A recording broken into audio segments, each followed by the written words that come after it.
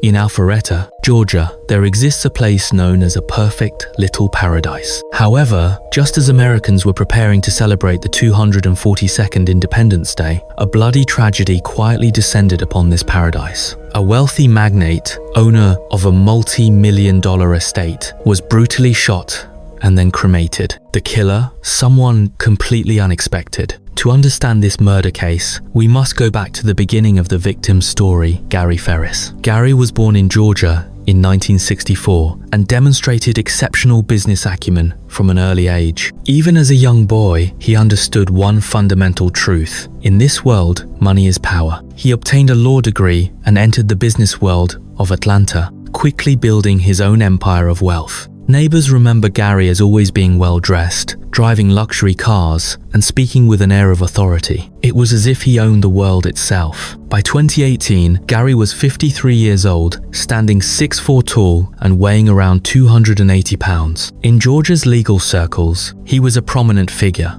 Many called him Big Daddy. Gary and his wife Melody had 4 children: Chris, Scott, Emily, and Amanda. This large family revolved around Gary like planets around the sun. He was the pillar of the family and the sole decision maker. Chris described his father as extremely controlling. Gary controlled everything: money, decisions, and even their lifestyle. In 2013, Gary spent $4.6 million to purchase a sprawling 4-acre luxury estate in Alpharetta. From that moment on, what should have been a paradise became a hell for the Ferris family. The mansion was not just a home, it was a manifestation of Gary's need for control. Every room, every corner silently testified to this man's authority. Eldest daughter Emily recalled that her father always said the house was his. "We were merely living in it," she remembered. He needed to know where they were, what they were doing, and who they were with. Over time, Gary's controlling behavior intensified. He installed tracking devices on his wife Melody's car. He monitored her every purchase. He even hired private detectives to follow her. Neighbors often saw Gary walking around the house like a king inspecting his territory. He always appeared tense and anxious. Melody, once a young and beautiful woman,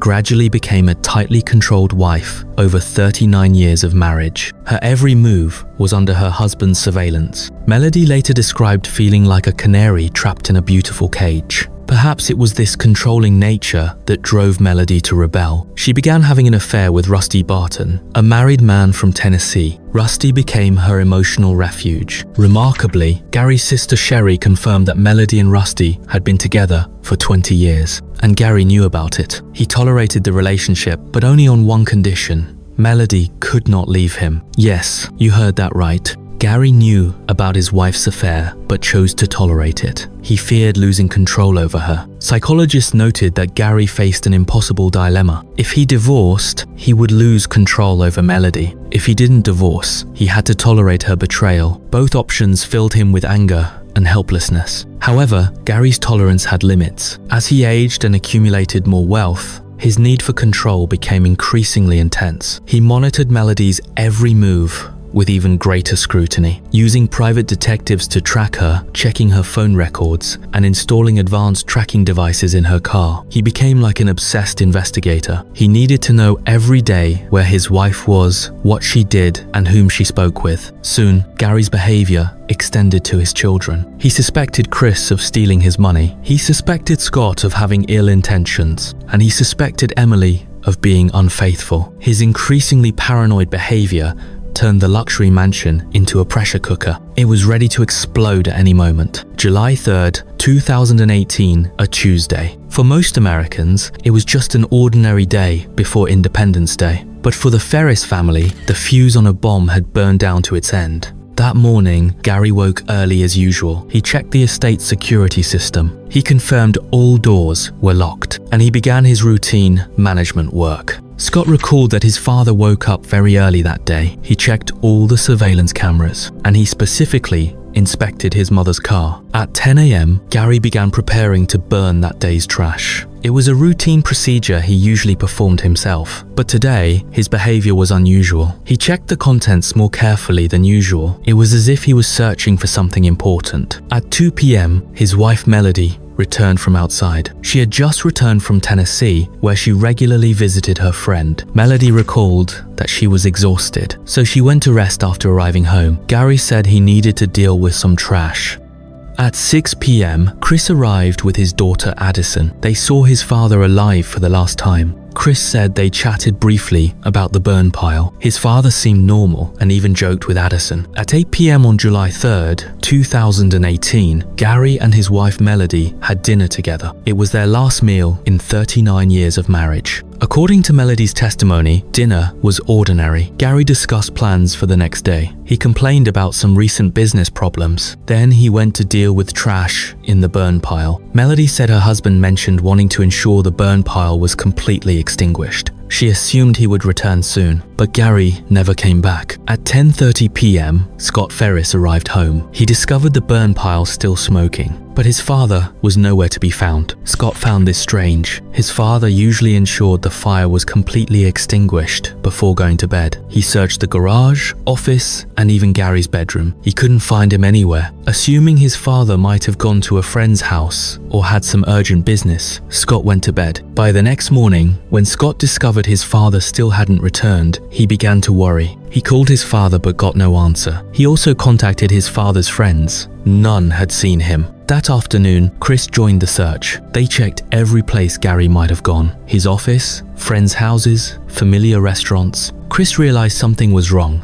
This wasn't like their father. For someone as regimented and controlled as Gary, such a prolonged absence would definitely warrant notification. On July 5th, after Gary had been missing for 48 hours, the family decided to call the police. Officers began searching around the estate. They checked every room, every corner, even the small woods surrounding the property, but they found no trace of Gary, until Scott decided to check the burn pile again. At noon on July 5th, Scott and Chris searched near the burn pile. Scott discovered something that shouldn't be there. Initially, Scott found a small stone in the ashes, but when he picked it up, he saw teeth and eye sockets. What had burned in the flames wasn't trash. It was their father, Gary Ferris. Police immediately secured the scene. Forensic experts carefully examined the remains in the burn pile. After examination, they determined that the body was severely burned, but still identifiable. The victim was Gary Ferris. The cause of death was a gunshot wound. A .38 caliber bullet was embedded in Gary's rib cage. This was clearly no accident. This was a carefully planned murder. Police immediately launched an investigation. However, as the inquiry deepened, authorities discovered a shocking fact. Nearly every family member had a motive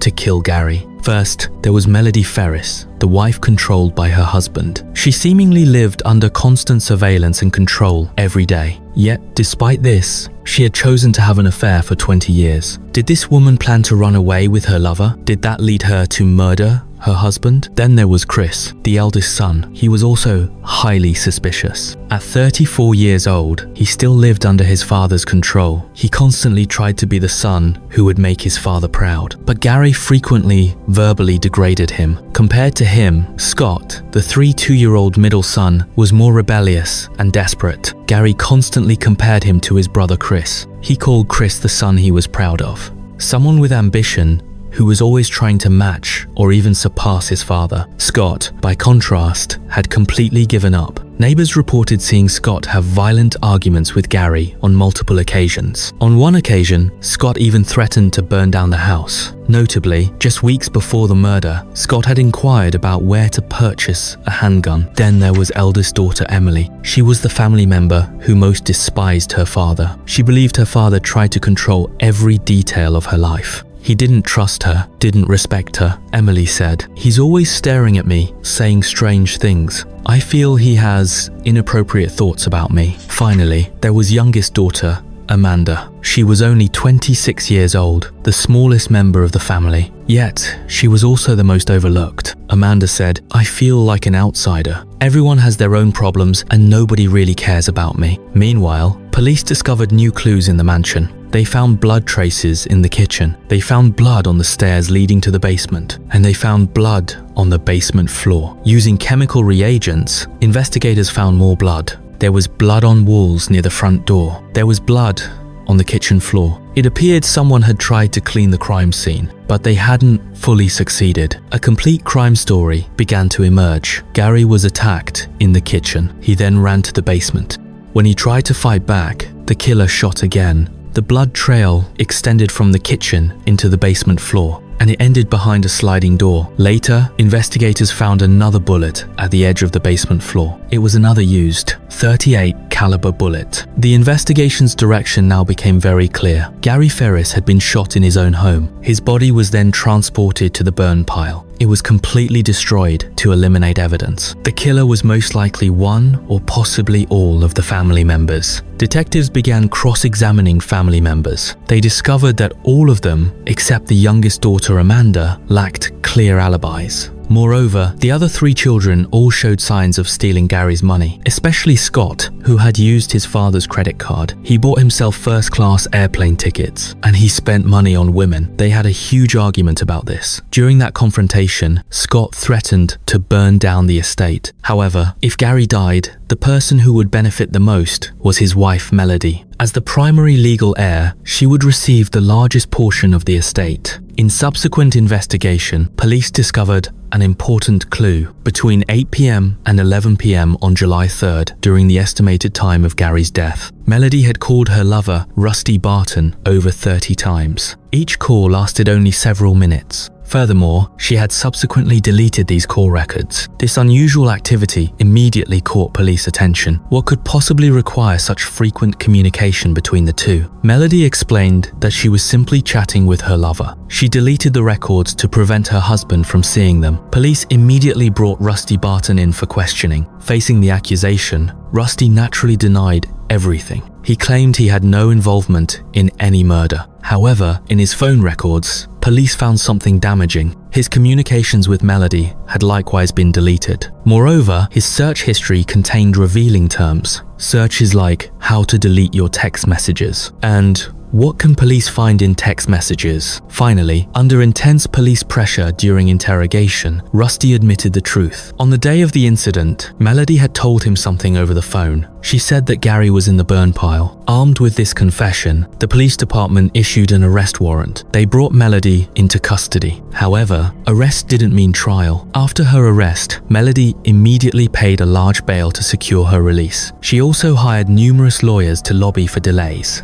They postponed the trial date again and again. It wasn't until October 2024, 6 years later, that the first trial finally got on track. The defense lawyer quickly raised a critical question. Gary weighed 280 pounds and was a muscular man. Melody weighed less than 120 pounds. There's no way she could have dragged Gary's body across 45 meters. She couldn't throw him into the burn pile. The only person in this family capable of doing this was their youngest son, Scott. Therefore, they argued it was Scott who committed the murder, not Melody. Melody even took the stand to accuse Scott. She said she knew her son had killed his father. She claimed Scott had repeatedly expressed his desire to inherit the estate. This accusation went on for 20 minutes, but her testimony was entirely without substantiation. However, the prosecution had a response to the defense's argument. Although Melody couldn't move Gary alone, there were several hand trucks around the estate. With such a tool, even a smaller person could manage the task. The prosecution also produced a crucial new witness. It was Rusty's mother. Rusty's father had once given her a .38 caliber Browning handgun. Just before the murder,